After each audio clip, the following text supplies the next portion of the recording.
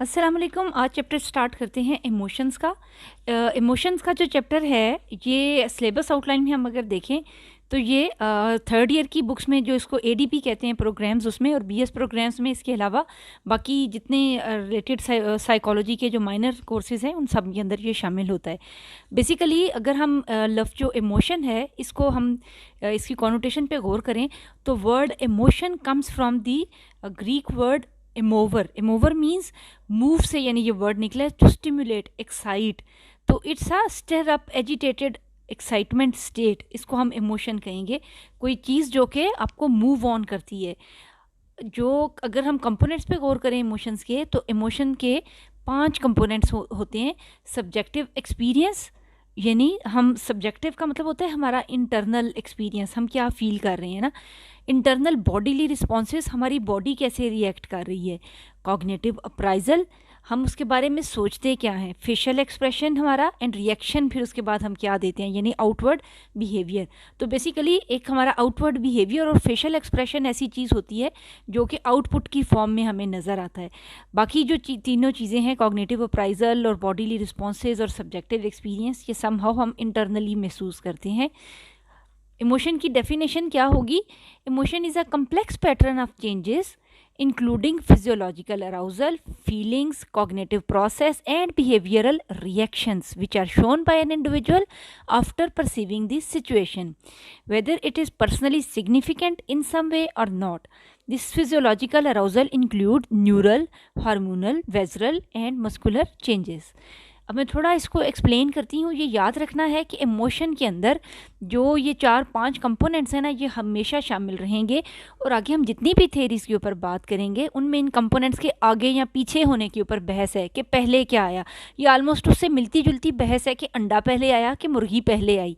तो इसी तरह से यहाँ पर भी यही बहस होगी कि जिस तरह फिजियोलॉजिकल अराउजल हमारी बॉडी पहले रिएक्ट कर रही है, या हम हमारी फीलिंग्स ज़्यादा पहले आ गई हैं, फील कर रहे हैं तो हम इमोशनली स्टिर अप हो रहे हैं, या इमोशनली स्टिर अप हो रहे हैं तो हम कुछ फील कर रहे हैं। तो इस तरह की ये बहस होगी। सारी जो इमोशन की थेरीज हम पढ़ने लगे हैं वो तकरीबन इसी बहस के नतीजे में होंगी। इसीलिए यहाँ पर ये जो लफ्ज़ आया ना कि it includes physiological arousal, feelings, cognitive processes and behaviour, ये 4 चीज़ें जो है ना 1 2 3 4 ये याद रखनी है। ये चारों आपने इसकी डेफिनेशन के अंदर ऐड करनी है, और आगे हमारी थेरीज भी इसी के ऊपर बेस होने वाली है। उसके अलावा ये जो फिजियोलॉजिकल अराउजल किस किस्म का होगा? Physiological arousal, how our body reacts to a situation. Neural, जो न्यूरोट्रांसमीटर्स हैं हमारे। हार्मोनल, हमारा एंडोक्राइन ग्लैंड्स और जितना हार्मोनल सिस्टम है वो कैसे रिस्पॉन्ड करता है। वेजरल, ओवरऑल बॉडीली रिएक्शंस कहेंगे, स्पेशली स्किन से रिलेटेड। एंड मस्कुलर चेंजेस, ठीक है, हमारे जो गुस्सा आता है तो हमारे मसल्स कैसे रिएक्ट करते हैं, हैप्पीनेस में कौन से मसल्स ट्रिगर करते हैं। तो इस तरह से हमारी जो मुख्तलिफ मूवमेंट्स हैं बॉडी की, क्योंकि ये आपको पता चला कि इमोशन बेसिकली वर्ड ही मूवर से निकला है, या मूवर से निकला है कि स्टिर अप करना या कोई किसी चीज़ को जोश दिलाना। तो ये सारी उसी के अंदर चीज़ें आएंगी। अब हम सीधा आ जाते हैं ज़रा थेरीज़ के ऊपर। अब डेफिनेशन जहन में रखनी है कि 4 कंपोनेंट्स पर मुश्तमिल हुआ करती है। थेरीज ऑफ इमोशन जिस तरह यहाँ पर है, emotions are built from interplay of physiological arousal, expressive behaviour and conscious experiences. Interplay, इनकी आगे पीछे होने को। और this is the controversy all over this interplay, कि क्या चीज़ पहले आई है। ठीक है, तो अब हम इन्हीं सवालों के ज़रा जवाब देते हैं। जो सबसे बेसिक थेरी है हमारे पास, सबसे पुरानी इमोशंस की, वो है James Lange theory of emotion. अच्छा, जितनी भी थेरीज़ हैं इनमें ये जो नेम्स हैं ये रिसर्चर्स के नेम्स हैं जिन्होंने इनके आइडियाज़ के ऊपर काम किया। उन्हीं के नेम्स के ऊपर ही हमने थेरीज़ का नाम रख दिया। वह विलियम जेम्स है और कार्ल लैंग नाम है, जो दोनों जो रिसर्चर्स थे। अच्छा, इस थेरी का चंक क्या है? इस थेरी का चंक ये है, अब ये 4 चीज़ें जहन में रखनी है कि there will be some outer stimulus, there will be some outer stimulus, perceived stimulus, there it will produce physiological arousal, we will experience emotion and we will show some behavior। ठीक है, ये 4 चीज़ें ही तो हैं इनका आगे पीछे। तो इनका ये मानना है कि फिजियोलॉजिकल अराउजल की वजह से इमोशन एक्सपीरियंस होता है। अगर हम इसको फाइट और फ्लाइट मैकेनिज्म में देखें, फाइट और फ्लाइट मैकेनिज्म की एक सिचुएशन है जिसके बाद हमने भाग खड़े होना है या मुकाबला करना है। मसलन परसीव्ड स्टिमुलस है कि आपने अपनी बाहर घर से निकले हैं तो आपने एक डॉग देखा है जो आपको बड़ा फ्यूरियस लग रहा है, बड़ा गुस्से में लग रहा है। आप खौफ, आपकी जो बॉडी है, आपके पसीने छूट गए हैं, आपको माथे पे पसीना आ गया, आपके मसाम खड़े हो गए हैं, आपकी हार्ट बीट तेज़ हो गई है, और आप को जो एक तरह से जो पूरे बॉडी आपकी जो है रिस्पॉन्ड कर रही है।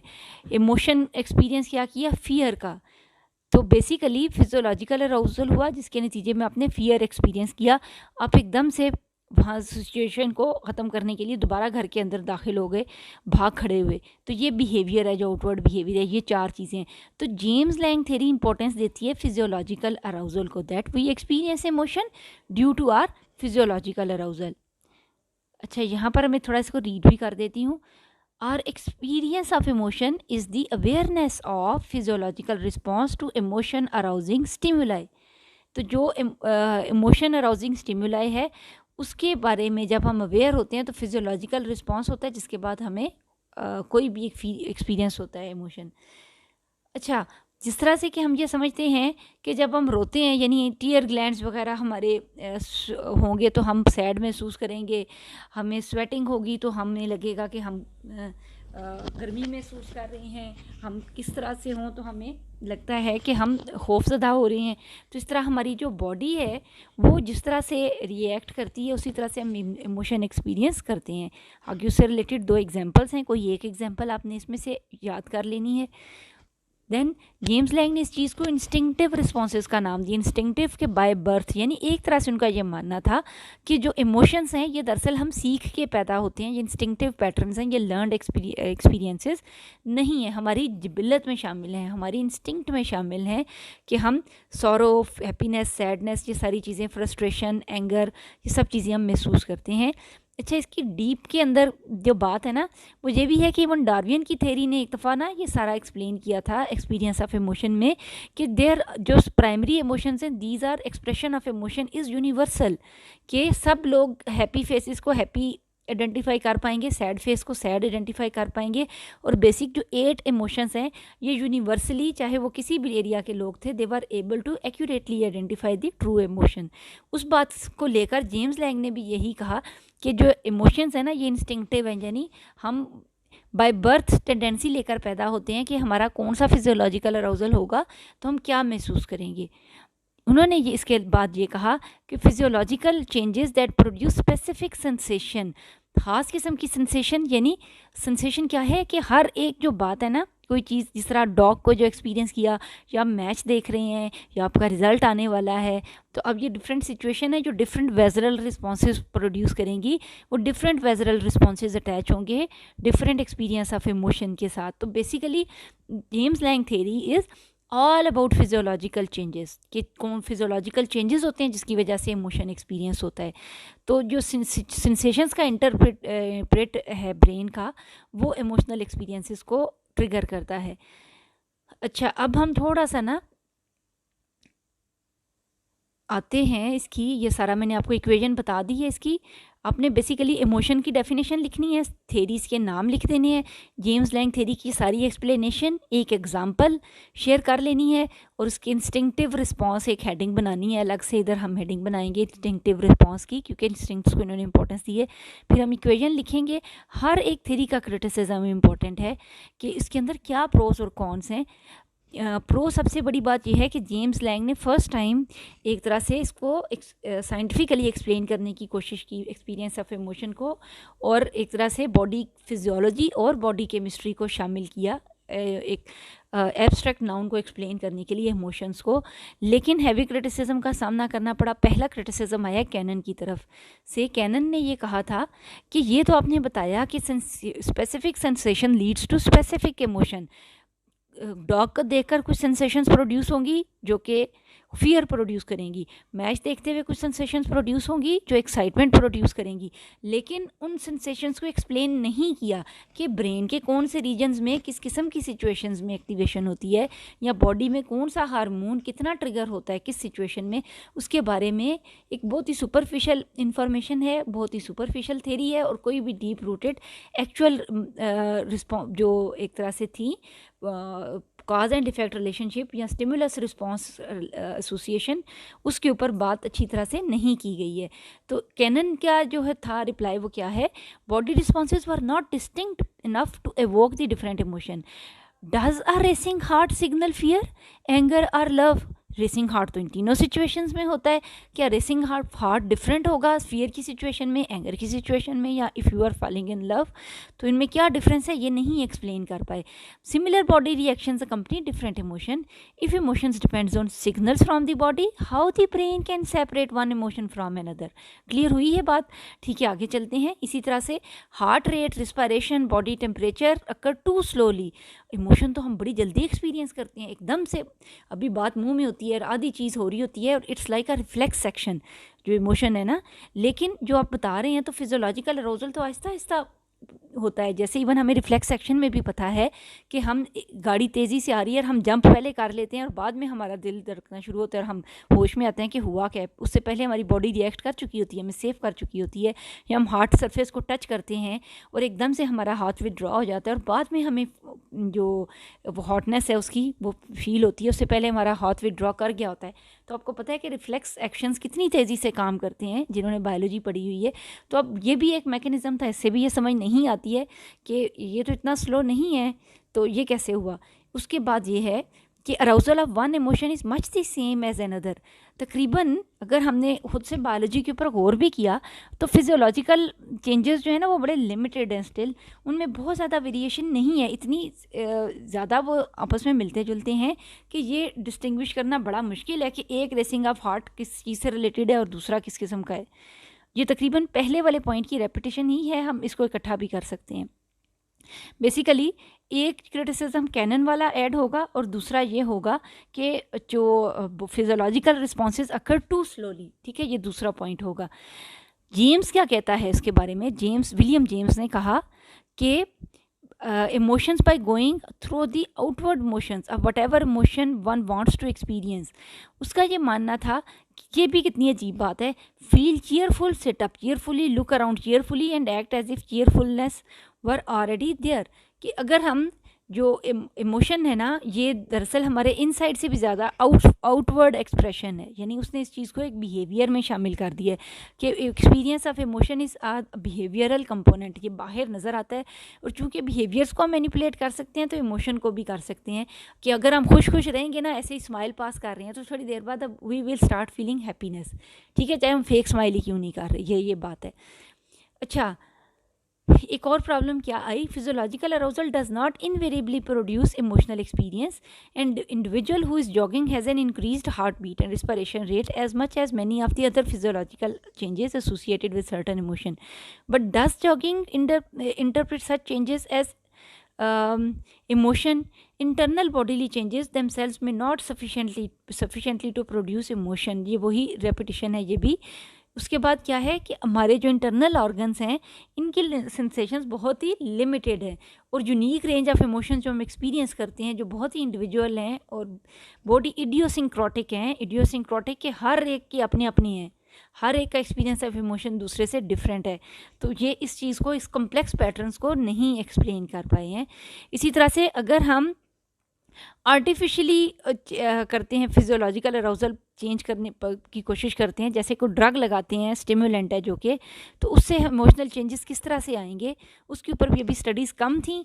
जेम्स का ये मानना था कि इनकी वजह से, जिस तरह अगर हम बाहर से कोई स्टिमुलेंट लगाते हैं तो उससे एक सर्टन इमोशन प्रोड्यूस किया जा सकता है। जैसा कि हम भी समझते हैं ये जो ड्रग अब्यूज़ करते हैं, लोग ड्रग यूज़ करते हैं, ये इसीलिए ही होता है कि वो ब्रेन केमिस्ट्री जो अल्टर हो जाती है और उसके नतीजे में वो कोई और इमोशन एक्सपीरियंस करते हैं, उनको लगता है कि हमारा जो एक तरह से स्टेट ऑफ माइंड है वो चेंज हो गई हुई है। इसी तरह से ये भी एक्सपीरियंस किया गया कि सर्जिकली कुछ ब्रेन रीजन्स को जब रिमूव किया गया तो इमोशन ख़त्म हो गया, ठीक है, ये भी एक स्टडी थी। तो ये सारी चीज़ें उनके कुछ अपने पॉइंट्स थे। जैसे मैंने बताया डार्विन की स्टडी हो गई, उसने कहा था कि emotional expression of emotion is universal. उसके अलावा ब्रेन रीजन्स की सर्जरीज़, इसके अलावा जो भी हमने अभी बात की कि अगर हम कोई ड्रग वगैरह देते हैं तो उससे भी हम सर्टन इमोशन एक्सपीरियंस कर सकते हैं। इसी तरह many emotions cannot be distinguished physiologically, therefore experience different emotions simply by reading whether a reaction. अच्छा, ये आखिरी जो बात है वो भी ये है कि इमोशंस जो हैं वो सिंपली तो हम कुछ चीज़ों को कर सकते हैं, लेकिन अ रेंज ऑफ डिफरेंट इमोशंस को हम नहीं रीड आउट कर सकते हैं, नहीं बता सकते कि वो कैसे हैं, तो वो बहुत ही बेसिक लेवल के ऊपर रहेगा। अच्छा, जेम्स लैंग की थ्योरी को सपोर्ट मिली थी उसके बाद फेशियल फीडबैक स्टडीज से, जिसका काम मैं अगेन बता रही हूँ डार्विन से स्टार्ट हुआ था, उसने भी तकरीबन मिलती जुलती बात की थी।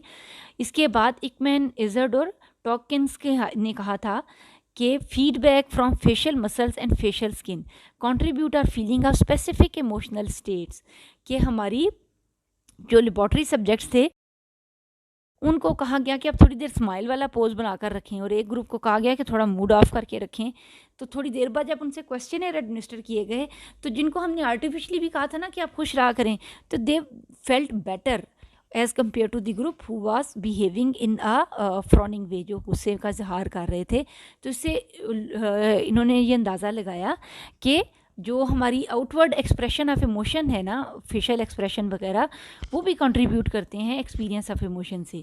तो अगर हम अपने शक्ल अच्छी बना के रखेंगे ना, if we put a smile on our face, तो हमारा दिन अच्छा गुजरेगा, ये उनका कहना था। पता नहीं अब सही है या नहीं है।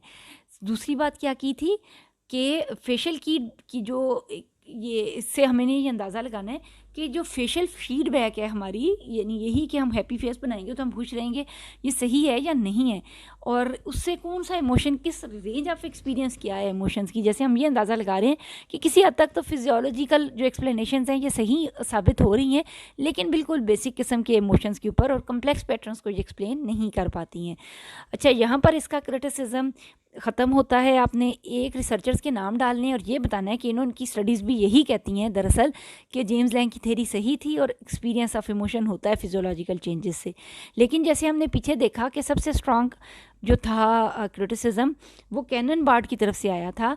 कैनन बार्ड की जो थ्योरी है, ये भी अगेन रिसर्चर के नेम किया, जो अमेरिकन फिजियोलॉजिस्ट था, उसका ये मानना था कि जो पीछे बात हुई ना कि फिजियोलॉजिकल अराउजल होता है और फिर एक्सपीरियंस ऑफ इमोशन होता है, अगर हम इन दोनों की इक्वेशन ऐसे सिंप्लीफाइड तरीके से रखेंगे ना, जैसे यहाँ पर हमें नज़र आ रही है, इस तरह से बनाएंगे, तो ये तो है कि हमने बाहर से स्टिमुलस देखा, फिर हमें फिजियोलॉजिकल अराउजल हुआ, फिर हमने इमोशन एक्सपीरियंस किया, फिर हमारा आउटवर्ड बिहेवियर शो हुआ।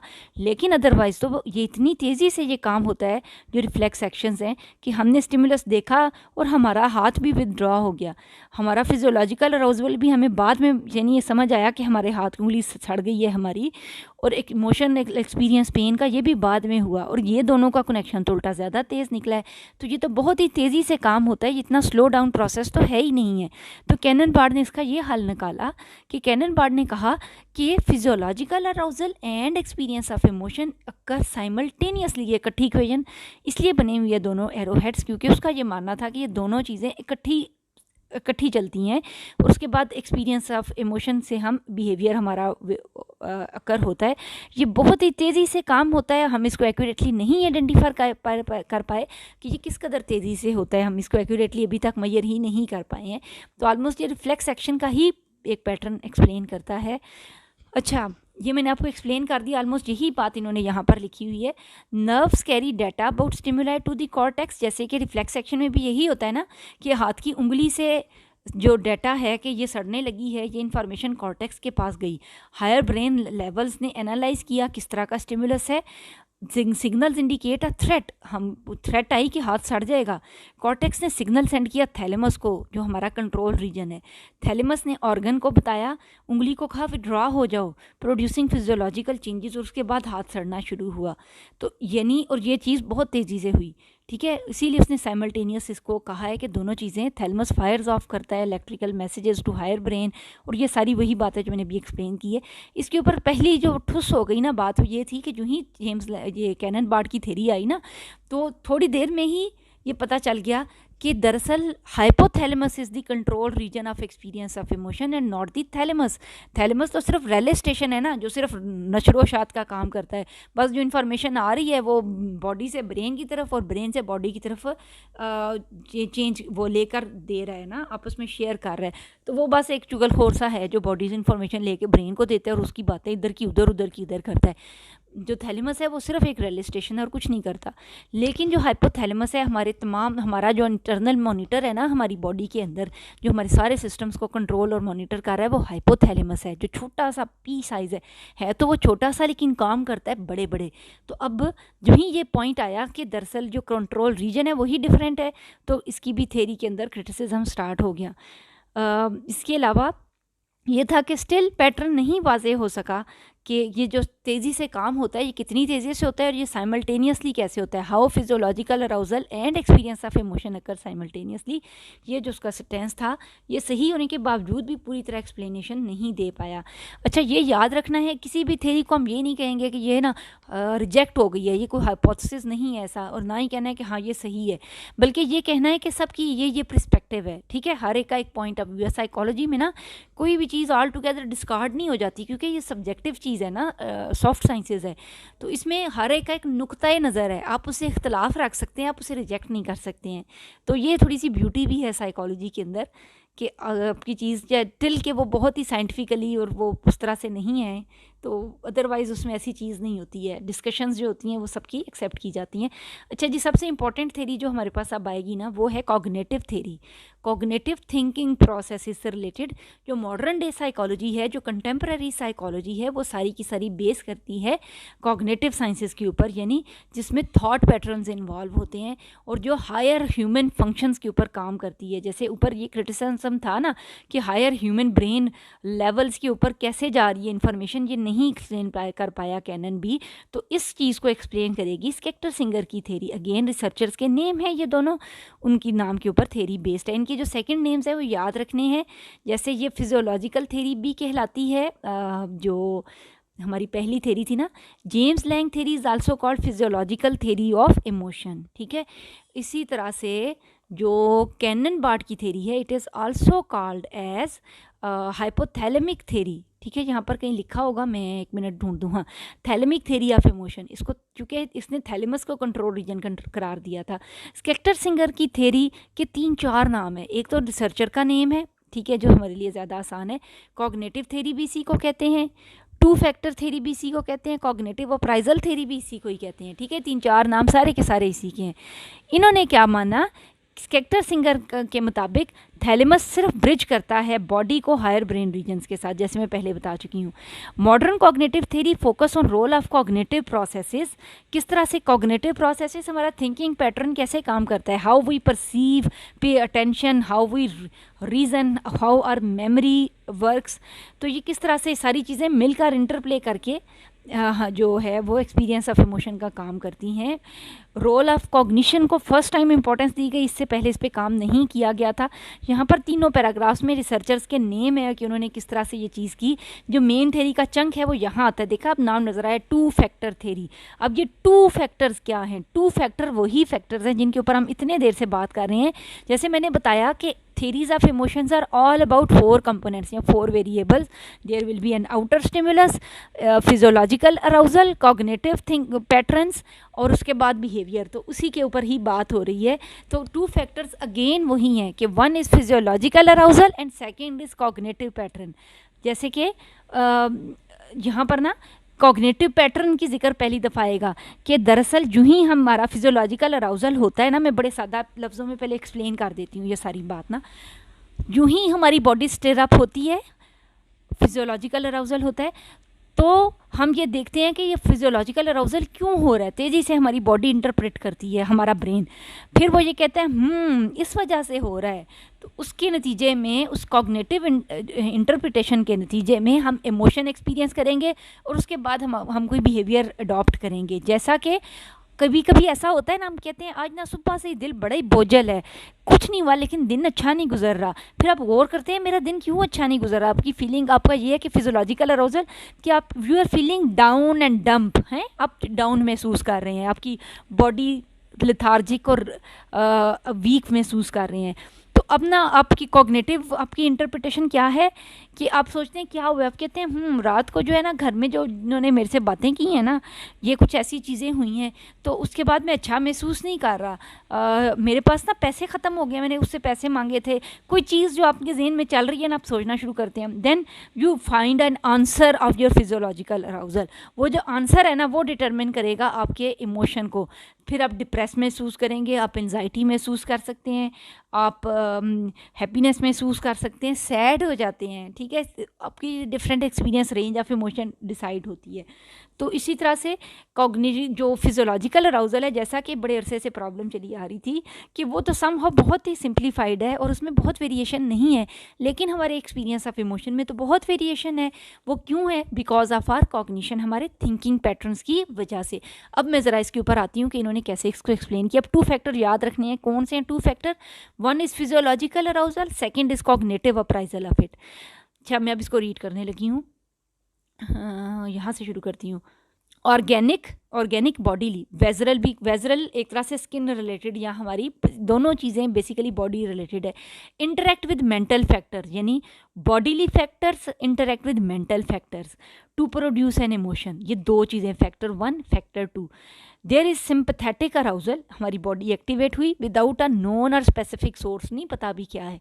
अ person will search for the environment for cognition to label the arousal and name the emotion. मसलन आप स्टिर अप महसूस कर रहे हैं, तो यानी स्टिर अप ये कि आपकी ना हार्ट बीट तेज़ हो गई है, आपके पसीने छूट रहे हैं, आपके हाथ पैर कांप रहे हैं। जब ये ऐसा हो रहा है ना, तो आप कहेंगे ऐसा क्यों हो रहा है? फिर आपको लगता है कि सुबह मेरा एग्ज़ाम है ना, इसलिए ऐसा हो रहा है। तो अब आपकी इंटरप्रिटेशन ये थी कि you are fearing of exam situation, उसके नतीजे में you will feel anxious about your exams, ये आपका इमोशनल रिएक्शन होगा, ठीक है। लेकिन अगर इमोशनल एक्सपीरियंस वही है, मसलन कि आपके पसीने छूट रहे हैं, आपकी हार्ट बीट तेज़ हुई है और आप स्टिर अप महसूस कर रहे हैं। अब आप ना देखते हैं कि क्या रीज़न है, अब पेपर नहीं होने वाला, आप कहते हैं ये इंडिया पाकिस्तान का मैच लगा हुआ है ना, इसलिए ऐसा हो रहा है। तो अब क्या है कि जो आपका एक्सपीरियंस ऑफ इमोशन है, you feel more concentrated to the match. अब आप मैच को लेबल अप करेंगे, यानी हमारा almost range of emotional experience जो है वो मैटर करता है physiological arousal plus most importantly to the cognitive appraisal evaluation analysis. हम क्या एनालिसिस करते हैं अपनी कॉग्निटिवली कि क्यों हम ऐसा महसूस कर रहे हैं, what the answer we find about our feelings of जो हमारी इमोशनल रिएक्शंस हैं उसके बारे में, कि हमारी बॉडी किस तरह से रिएक्ट कर रही है। एट्रीब्यूशन का वर्ड आया है, ये देखा 2 फैक्टर थ्योरी, फिर लफ्ज़ है एट्रीब्यूट डेडिकेटेड टू, ठीक है। लेबलिंग भी वही है, एट्रीब्यूशन भी वही है। हम किसको मरूज़ इल्ज़ाम ठहरा रहे हैं, ठीक है। हमारी बॉडी के अंदर कोई चेंजेस आ रही हैं, हम स्टिर अप महसूस कर रहे हैं, यानी हमारे फिजियोलॉजिकल अराउजल है हमारी बॉडी के अंदर। हाउ वी लेबल इट, हम क्या लेबल करने लगे हैं, किस चीज़ को एट्रीब्यूट, किस चीज़ पे ऊपर आज हम नज़ला डालें अपना सारा। हम कहेंगे इसकी वजह से हुआ है। जो मेरी कज़न है ना, वो बड़ी खड़ूस है, उसने मुझे फ़ोन करके मुझे रात को परेशान किया ना, मुझे सारी रात नींद नहीं आई है, वो प्रॉब्लम की जड़ है, ठीक है। इसी तरह से मुझे सारी रात नींद नहीं ना आई, मेरा परसों पेपर है, मैंने तैयारी नहीं की हुई है, तो अब सारा फसाद जो है ना वो मेरी एग्ज़ाम्स हैं। इसी तरह से एक और सिचुएशन होगी कि मुझे सारी रात नींद नहीं ना आई है, ये देखना कि मुझे कहीं शुगर तो नहीं हो गई, मैं अपना कोलेस्ट्रॉल ना चेक कराऊँ, मेरी जो सेहत है ना ये ख़राब रहती है। इस तरह हमने देखो एक ही किस्म के इमोशनल रिएक्शन के लिए 3 अलग अलग इंटरप्रिटेशंस निकाली हैं।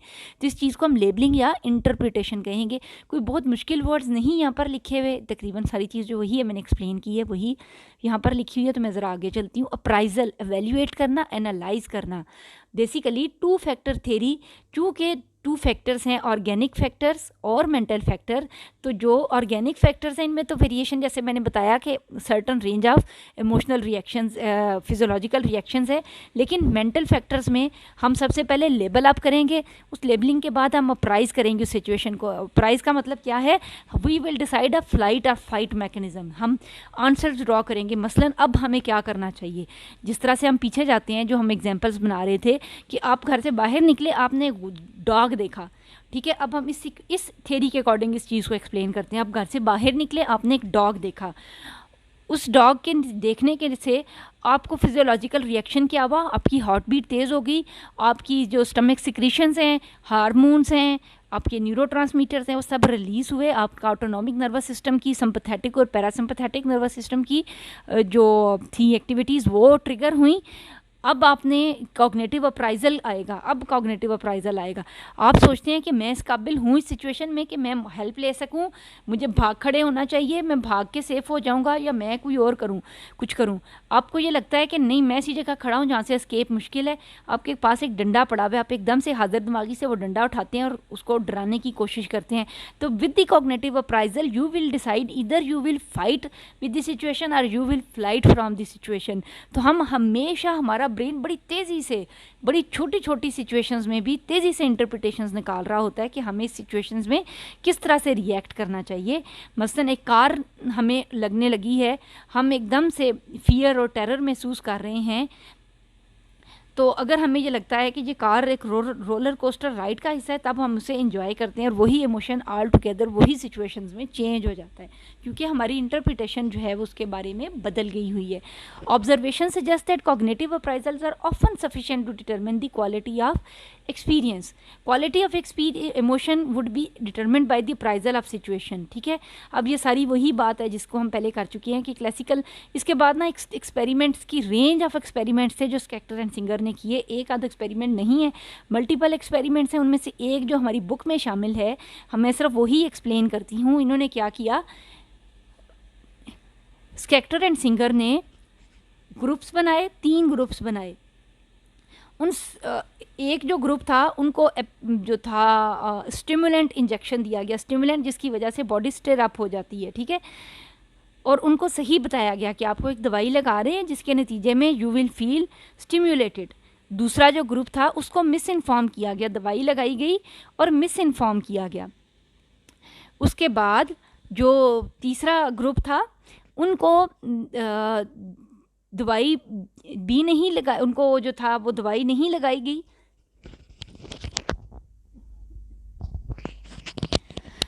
जो तीसरा ग्रुप था उनको प्लेसेबो दिया गया और उनको कुछ भी नहीं बताया गया। चौथा जो था वो कंट्रोल ग्रुप था, यानी उनको किसी भी किस्म का कोई भी इंजेक्शन नहीं दिया गया। अच्छा, ये 4 जो ग्रुप्स थे, इन सब को जो था उसके बाद इंजेक्शन लगने के कुछ देर के बाद इनको मुख्तलिफ टेस्ट सिचुएशन में डाला गया।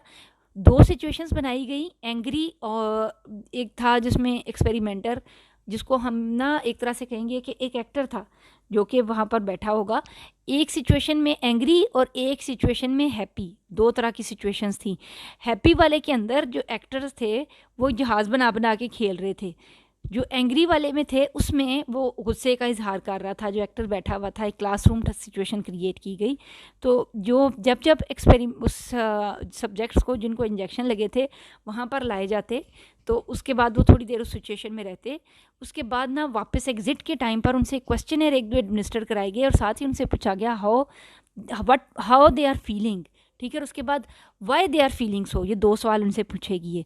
तो अब ये था, ये अंदाज़ा लगाया गया कि अब ये अंदाज़ करना है वो लोग जिनको इंजेक्शन लगा था स्टिमुलेंट का और उनको सही बताया गया था, उन्होंने रियल फिजियोलॉजिकल अराउजल आइडेंटिफाई किया that I am feeling stirred up. ठीक है, I am feeling excited because of the injection. ठीक है, उन्होंने सही आइडेंटिफाई किया। Second group who are misinformed, कि उनको स्टिमुलेंट लगाया गया लेकिन उनको ये बताया गया कि आपको तो नींद आ जाएगी थोड़ी देर में, लेकिन उनको ज़ाहिर नींद तो नहीं आई, लेकिन वो मिस इन्फॉर्म्ड थे। they attributed more to the grumpy or happy actor. They said that we feel stimulated. मुझे तो नींद नहीं आई, आपने कहा था नींद आ जाएगी लेकिन नींद नहीं आई। क्यों नहीं आई? जिस जिधर आपने मुझे वो टेस्ट एग्जाम में भेजा हुआ था ना, वो कोई अजीब आदमी था वहाँ पर। तो they labelled more to the actor. अब देखा, एक ने feel stimulated but they labelled it to the medicine.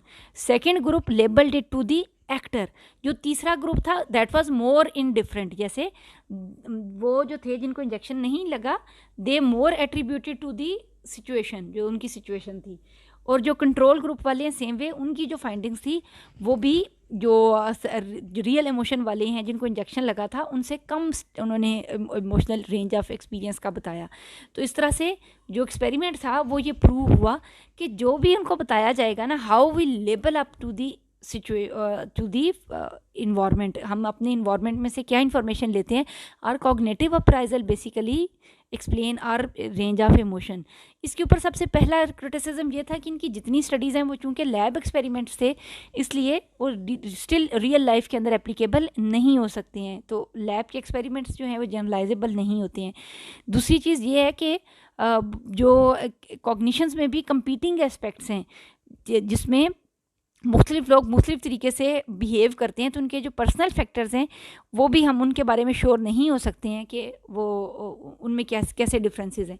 उसके बाद एक जो स्ट्रॉन्ग क्रिटिसिज्म आई वो रॉबर्ट ज़ेजॉक की से आया, जिसने ये कहा कि it is not necessary to label the arousal for experiencing an emotion. He argued that are emotional reactions are some time quicker than our interpretation of the situation. यानी again experience of emotion तो उससे भी ज़्यादा tricky है, तो वो बहुत तेज़ी से होता है। चाहे हम कहें कि बहुत तेज़ होता है, लेकिन स्टिल इतना तेज़ होता है कि हमें समटाइम हमारी बॉडी स्टिर अप भी नहीं हुई होती, लेकिन हम कोई ना कोई इमोशन एक्सपीरियंस कर रहे होते हैं। We feel some emotions before even we think. तो Zajonc concluded that are emotional reactions involve no deliberate thinking. हम तो सोचते भी नहीं हैं। उसका ये मानना है cognition is not necessary for emotion.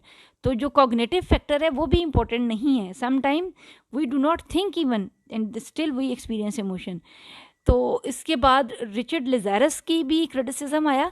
उसका भी ये मानना था कि इतनी ज़्यादा इन्फॉर्मेशन है हमारे पास, ये आलमोस्ट उसका जो लिज़ारस का आंसर है ना, ये ज़ेजॉक के लिए है कि ऐसा नहीं है कि जो थिंकिंग है उसके बगैर ही इमोशन होता है, बल्कि उसका ये मानना है कि जो थिंकिंग है ना, ये भी इतनी ज़्यादा कॉवर्ट वे में हो रही होती है, इतनी अंदर there is some unconscious thought, कोई ना कोई थाट होता ज़रूर है, लेकिन हम कॉन्शियसली अवेयर नहीं होते हैं। लेकिन वही चीज़ अंदर ही अंदर हमें पिस ऑफ कर रही होती है, हम खुद भी उसके बारे में अवेयर नहीं होते हैं। इसलिए ऐसा नहीं होता कि कॉग्निशन हो ही ना, थिंकिंग हो ही ना, कोई थॉट पैटर्न हो ही ना, बल्कि it can be covert and it can be overt. तो बेसिकली इस किस्म के इमोशंस जिसके बारे में sometimes emotions occur even without cognition, वो ऐसा नहीं है, it is due to covert cognition which is unconscious. तो ये उसका एक तरह से आंसर था। He said even instantaneously felt emotions require some sort of quick cognitive appraisal of the situation, otherwise how do we know what we are reacting to. The appraisal may be effortless and we may not be conscious about it, but still it functions in the mind. ठीक है, तो इस तरह दोनों का जो conclusion था ना, वो इस बात के ऊपर ये था कि जो सिंपल इमोशंस हैं उनको तो इंटरप्रेट करना आसान है, लेकिन स्टिल इंसान बड़ा ही कॉम्प्लेक्स है, उसके इमोशंस भी बहुत ही कॉम्प्लेक्स हैं। तो हम एकदम से इन चीज़ों को डिसाइड नहीं कर सकते हैं। आखिर में ना तीनों थेरीज़ का कंक्लूजन है कि कोई भी थेरी सही, राइट और रॉन्ग नहीं है, सब अपना अपना पॉइंट ऑफ व्यू दे रहे हैं। लिखने के लिए आता है तो कैसे लिखना है, अगर आपके पास जेम्स लैंग थेरी आ गई है तो अपना बाकी जो दोनों थेरीज़ हैं ना वो एवेल्यूएशन में डाल देंगे विदाउट हेडिंग बनाए। अगर मिडल वाली थेरी आ जाती है कैनन बार्ड की, तो जो इंट्रोडक्टरी थेरी है ना जेम्स लैंग की, वो आप इंट्रोडक्शन में डाल देंगे विदाउट हेडिंग। हेडिंग उसी की बनाएंगे जो सवाल में आया है। और जो पिछली कॉग्निटिव थेरी है उसमें इस तरह पॉइंट बनाएंगे क्रिटिसिज्म में लिखने के बाद ना, वो एक दो पॉइंट लिखने के बाद अगला पॉइंट बनाएंगे। Cognitive researchers made a huge criticism on Cannon Bard according to cognitive theorist cognitive appraisal is important. इस तरह आप स्केक्टर एंड सिंगर का हवाला देंगे और इसका एक या दो पैराग्राफ में आप लिख लेंगे। सेम वे अगर कॉग्निटिव थेरी आती है ये वाली स्केक्टर सिंगर वाली, तो पहली दोनों थेरीज इंट्रोडक्शन में चली जाएंगी और ये थेरी मेन हेडिंग करके आगे आप इसी तरतीब से लिखेंगे टिल आप कंक्लूजन लिखेंगे। साइकोलॉजी के हर सवाल का जो जवाब है ना वो कंक्लूजन पे एंड होता है। कंक्लूजन लिखने से ये पता चलता है कि आपने अपना आंसर मुकम्मल कर लिया है। अच्छा सा याद करना है। और इसी तरह से ये जो 3 थेरीज़ हैं ये सिलेबस में आती हैं। मेरे चैनल को लाइक और सब्सक्राइब करना है ताकि मैं आइंदा भी ऐसी अच्छी अच्छी वीडियोस हमेशा आपके लिए बनाती रहूँ। बहुत शुक्रिया।